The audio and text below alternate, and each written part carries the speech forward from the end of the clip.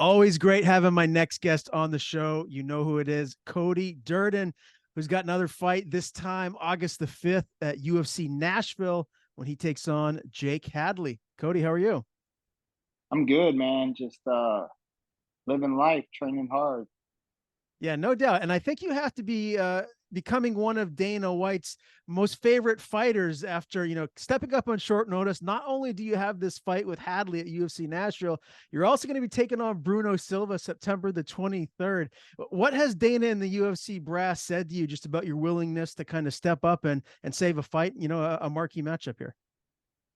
Oh man, they said they loved it. I was at practice last Tuesday, and I left practice, and I was actually in the car. I saw that Tagir pulled out, and I messaged my manager, and he messaged Mick, and Mick said I'll ask Jake, and he loves it. Said, thanks for stepping up. So we're here, two fights in 2 months, and I'm just taking it one at a time right now. Yeah, no doubt. Hadley is 10-1. He's 2-1 in the UFC. His wins over Carlos Candelario and Malcolm Gordon. When you first, thought of this matchup, for yourself, what did you think of Hadley and just stylistically with what you bring to the table? He's a great striker, good jiu-jitsu, and I'm a competitor. I like to give him. My career. I'm known for taking short notice fights, and I'm just thankful and blessed for the opportunity. I was down here in Coconut Creek for 3 weeks in June, and then I got back home. I never stopped training, and I was hoping to get a fight on short notice. I got offered the fight for September 23rd, and I said, "Yeah, man, let's run it." And then I stayed ready because I wanted to to get that short notice opportunity. And you got to take advantage of those opportunities, and I'm prepared. In Hadley's debut fight for the UFC, he had a UD loss to Alan Nascimento. Did you learn anything from that fight that maybe you can kind of implement against him? Oh, absolutely, absolutely. Would you be able to share anything, or would that be giving away a game plan? I don't want to give away too much. We're less than 3 weeks away, but I definitely learned a lot watching that fight. And styles make matchups, and I think I'm the perfect matchup for this fight. All right. I can't keep up with Twitter. I'm too busy during the day with work, and I try to get on there and scroll and whatnot. But was there some bad blood between you and him, or are you guys just trying to actually make this fight? He's been saying he's wanted to fight me for a while, and I think a year ago he said nobody's mentioning his name or something on my TL, and I told him you're at the back of the short bus, Junior, and now he's won two in a row, and he's a formidable opponent, and I can't wait to get in the cage with him. This is going to be in Nashville. You're the American. I have to imagine you're going to have the fans behind you, right? I mean, are you going to come out with like an American flag draped around you? What's the plan? Well, the UFC stopped us from coming out with flags now, but I would love to have the American flag represented.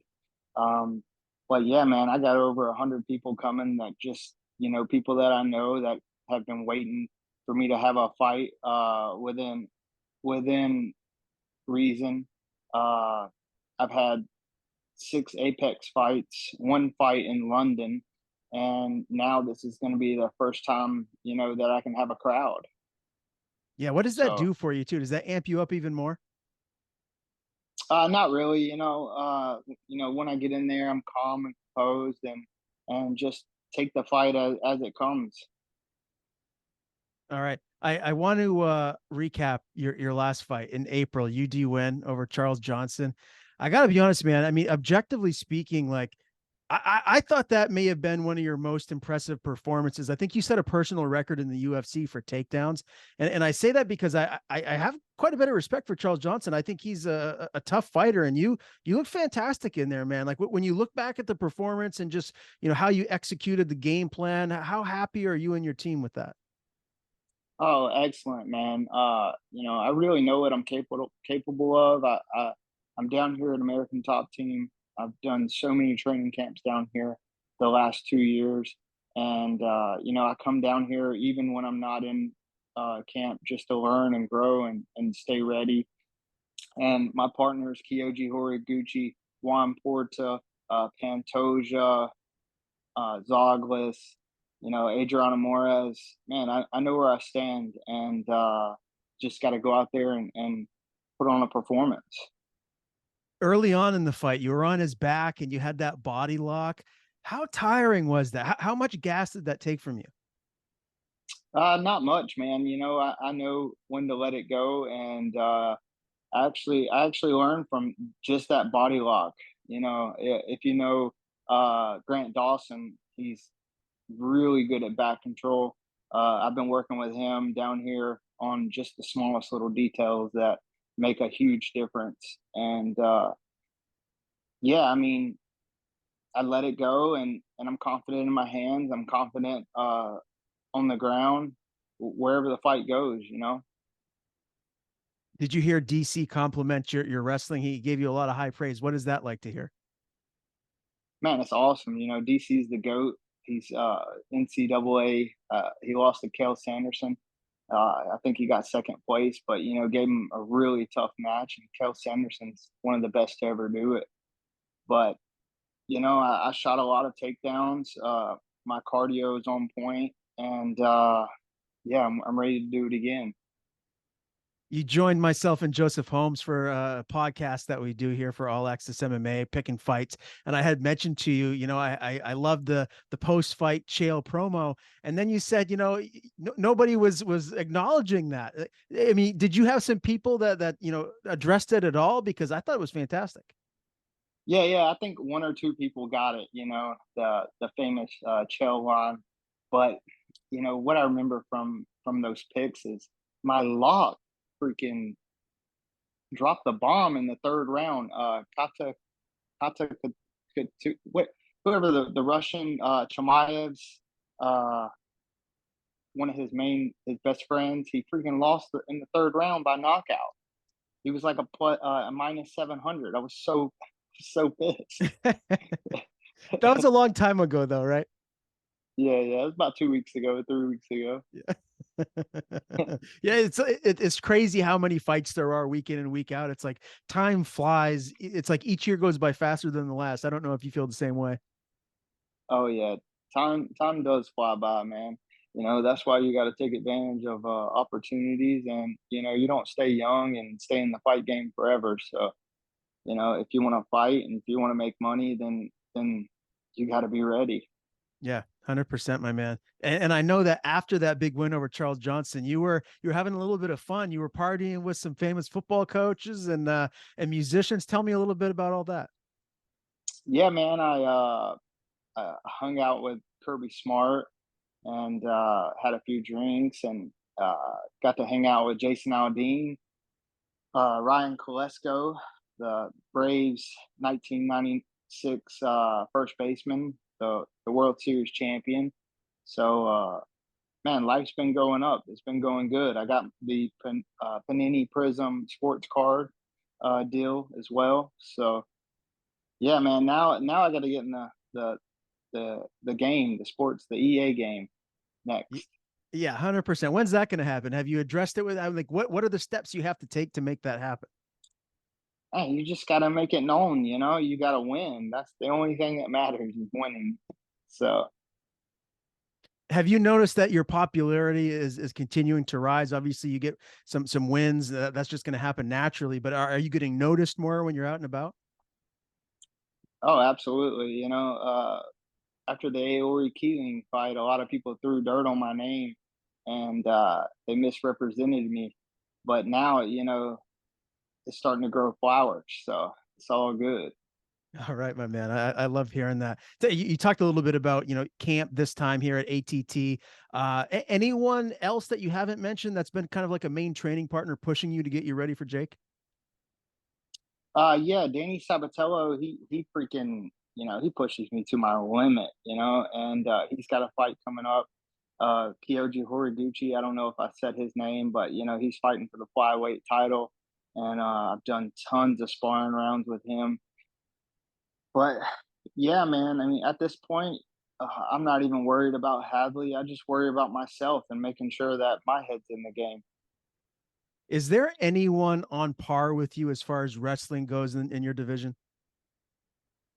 Yeah, man. I mean, everybody can wrestle, you know. It's all about the transitions and getting to the next transition faster than the other person. But do you feel like your wrestling in the division is as good as it gets? Is there anyone that is as good as you or better? I'm not even sure, man. I guess Makayev, he's a great wrestler. But the best thing about it is we're not wrestling, we're fighting. Mhm. So that's a whole different ball game. And I'm in there to either knock you out or submit you. But if I use my wrestling and I know I have the advantage in that field, then we'll go to it. All right. So August 5th, UFC Nashville, you got the fight with Jake Hadley. Then September the 23rd, you're taking on Bruno Silva. Let's talk about that for a second, real quick. I know you're not looking past Hadley, but I want to get your take on that fight when it does come to fruition. Bruno's on a 3-fight win streak, all finishes. He's got losses to Tagir and David Dvorak. How do you like that fight for yourself? Do you feel like that's a better matchup stylistically than Hadley, or do you think they're on par when you just look at the both of them? Do you like one better than the other? Oh man, they're both tough and they're both different. Bruno Silva likes to move around a lot and suck you in. Uh, Rather than Hadley likes to come forward and land, big punches and big kicks. So totally two different styles. And also, Bruno Silva shoots a lot. Rather than Hadley, he doesn't shoot a whole lot. So two different styles. And the only person I'm worried about right now is Hadley. I haven't even thought about Silva yet. So we'll get through this fight in 2.5 weeks. Hopefully, I come out healthy, and then we roll right back into camp and try to get another win. Yeah, because I was going to say sometimes it's out of your control if you get put on a medical suspension or whatnot. As long as you're healthy and you're not on a suspension, that fight with Bruno Silva is a go as far as you're concerned. Oh, absolutely. But I'm not holding anything back this fight. We take it one fight at a time. Like I said, I don't give a fuck about the Bruno Silva fight right now. The only person I'm worried about is Hadley, and I'm going in there to take his head off. All right, before we circle back to this Hadley matchup, I got to ask you about O'Day Osborne. What's the status on that beef? Is it still going? Man, all this talk is just fun to me. Uh, I like it. I like the chaos and the controversy. Uh, it's great. I wanna have a little bit of hate in me when I fight someone. It just brings out the best in me. So, uh, that matchup, it hasn't happened. It could happen, but I'm looking ahead. I'm not looking backwards. Ultimately, you do expect that fight to happen eventually, though, right? I think it has to. Man, it could happen. At the end of the day, the UFC, uh, they make the matchups, and they, as well as I do, they don't listen to all the noise. So we'll see. So I'm going to put my UFC matchmaking hat on right now and just say it's going to happen. When it does happen, how does it end? What's your early prediction for that fight? Man, I seriously think that I can knock them out. You think it's early, or is this a fight that maybe goes a little ways and gets deep and then you knock them out? I think second round, get him a little tired in the first, and the second round, his chin's gone. He's been knocked out flat twice already. So, I haven't even. I think I got dropped one time uh, with a flying knee to the face. So, I mean, he still didn't knock me out. I haven't been knocked out yet. Well, I can tell you, I'd love to see that fight. So if I was a UFC matchmaker, I'd be booking it later this year for sure. Let's circle back to UFC Nashville again. Jake Hadley, you talked about, he's a good stand-up fighter. I think it's easy to say that you have the better wrestling. Is that the safest course to victory here, or do you want to stand and trade with him? Hey, I do want to circle back though. Anyone can be knocked out. Don't get it wrong. Anybody can be knocked out. Just hasn't happened to me yet. All right. Okay. Okay. But yeah, uh, he stands straight up and man, he's probably got tough hips and can get back to his feet. Uh, but we'll see. I think I'm a great striker, and that's something I want to test. You know, so we just take the fight as it goes and push the pace.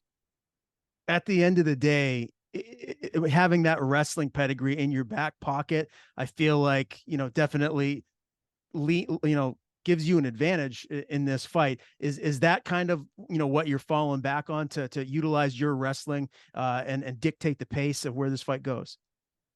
Absolutely, absolutely. Jake Hadley, he needs to bring his wrestling shoes if he has any, because me, I'm relentless. I'll take you down. I'll stand up with you. Like I said, wherever the fight goes, it's mine for the taking, and I just think I'm a better fighter all around than him. How does this fight end? What's your official prediction?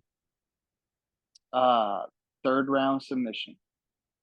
And when you look at him versus other fighters that you fought in the past, I mean, you've already been in there with a lot of high level opposition. How does Hadley compare to other fighters that you've already fought? Is this your toughest fight, or have you been in there with more difficult opponents? Uh, you know, the next fight is always the toughest fight. At least that's how I look at it. But I'd say my toughest opponent to this day has to be Chris Gutierrez, up a weight class on 5 day notice. That guy is a monster. All right, great answer, man. Yeah, and that was a fantastic fight, Cody. I always appreciate your time. It's great talking to you. You're a phenomenal interview. Can't wait to see you back in there again, August 5th. That's the first stop at UFC Nashville. Cody Durden, Jake Hadley, and then if all works out, you'll be back September 23rd against Bruno Silva. So hopefully we'll be able to chat again after this fight, before the Silva one, and dissect that one a little bit more. But always appreciate your time. Before we do sign off here, anything you want to plug? Anyone you want to thank? The floor is yours. Man, shout out to Barber Orthopedics. Shout out to Fat Athletic Apparel. My buddy Wade King and Dan Dab. Thank you for the support this fight camp, and let's get this dub, baby.